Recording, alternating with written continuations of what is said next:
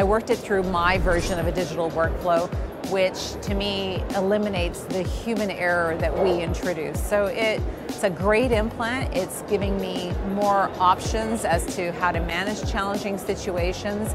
The digital workflow just makes the whole process more accurate. I think in a guided world, the concept of a VeloDrill, though, is very important because we have such incredible precision and accuracy in our site preparations that without real attention to detail, it's very easy to overheat those sites. So any advance in technology that's going to reduce risk is positive. So I look at that as one asset to the whole digital workflow and my BLX experience.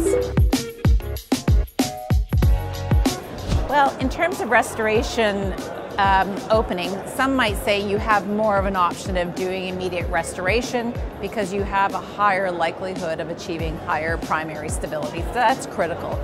But achieving stability is important, and it goes back to the implant design itself, but it also has to be that we have to remember from our analog experiences that we really have to think about bone density based preparation. So you still have to think analog, practice digitally, and absolutely that can open the possibilities for you to do more immediate restoration, whether it's a single case, partial, or fully edentulous situation. It is easy to deviate, especially when you have an immediate protocol. So I would say be enthusiastic and be smart and take your time, but absolutely jump into it.